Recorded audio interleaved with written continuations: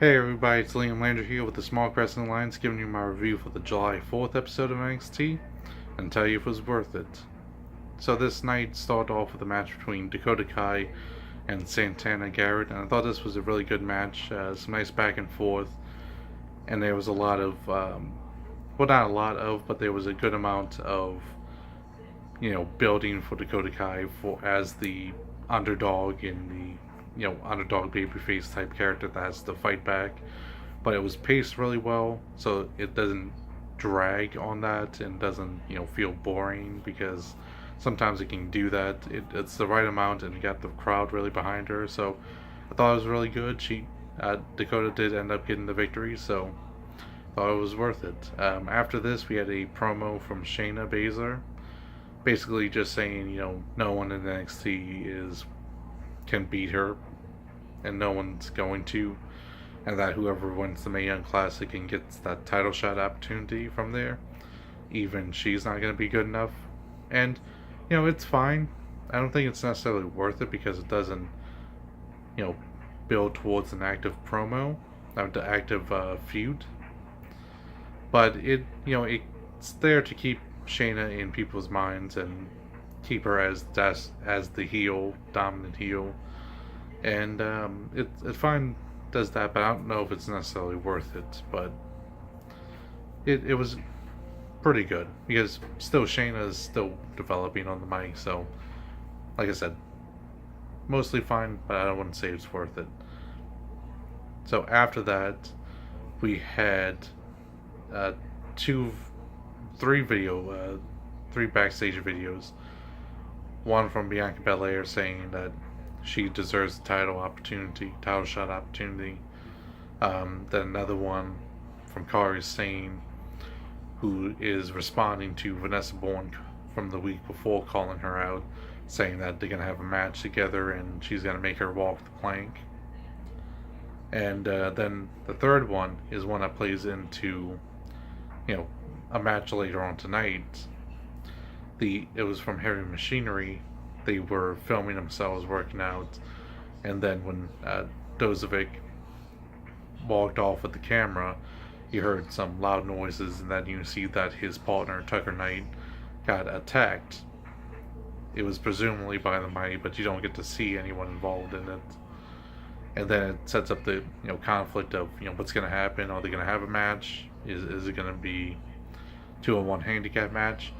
Then then they go and we get into the match. Mighty comes out. Then Dozovic comes out by himself, and they do confirm it's going to be a 2-on-1 handicap match. And I think this was really great, because it did its job. It showed the Mighty as cowardly heels doing whatever they can to win, and it got people over Dozovic because it showed him as a sympathetic babyface that had to overcome the odds. He ended up not being able to overcome the odds because the Mighty's cheating and using the number games to take advantage of them. But he puts on a really great show, and he's also takes a more serious tone, because of course the Heavy Machinery is more lighthearted, but he goes out there with more of a straight face. He does still do some lighthearted stuff. He does his worm, the caterpillar as he calls it, but overall he still goes out there and immediately just starts attacking them and wailing on them with heavy shots and everything, and definitely plays into that character, instead of like a lot of times when you see on the main roster where people will be in the feud and they just kind of perform a normal match. You definitely feel that he's not his normal, just lovable character. He's more of this, worked up and angry babyface, and he plays that character really well there, and the crowd really gets behind him. So I think it works for all around. And he ends up losing, like I said, but it's pretty good. And anytime you can help build feuds and build people's characters is always a win, so I think it was worth it. After that, we get a match between Velveteen Dream and Dijak, and this was a really good matchup. You think at first it might just be a simple squash match, and that's how the commentators talk about it, thinking that Velveteen Dreams was thinking that he's going to have an easy run, but it's really a good showing from Dijak, and kind of really helping him, like building him up while still having him lose. So I think they're doing a good job, and I think he's going to have a good run in the future. He's probably just still a little green right now. He had another good match against Ricochet, but I think when they think he's ready, they're gonna probably push him very heavily, and they definitely use this match to kind of showcase him while still giving Velveteen Dream the needed win.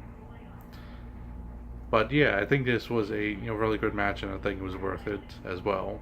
And then we get to our last match, which was EC3 versus Johnny Gargano, and I should say that as Velveteen Dream was celebrating his victory, EC3 actually made his entrance then.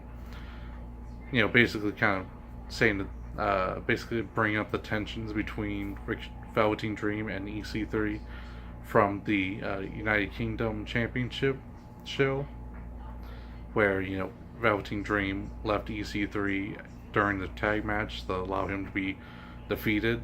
The first time he ever took a pinfall actually on NXT television, and so that's kind of interesting. I don't know where they're really going with that. I don't know if they're gonna have a heel versus heel program between them two, but I don't know. Let's see. But anyways, we go on to our final match, was Johnny Organo versus EC3.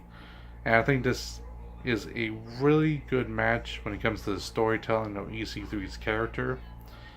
He's making the very obvious transition that we started to see in TakeOver Chicago, where he's becoming more aggressive and more violent, and becoming more like Ciampa in a lot of ways.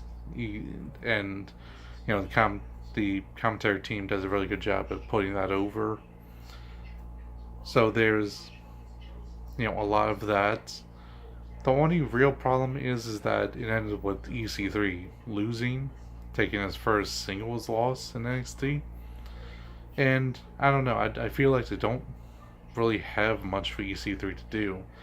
It even seems like when he was, first brought in, he was just kind of put into a tag team, not tag team, but he was put into that, ladder match, multi-man ladder match.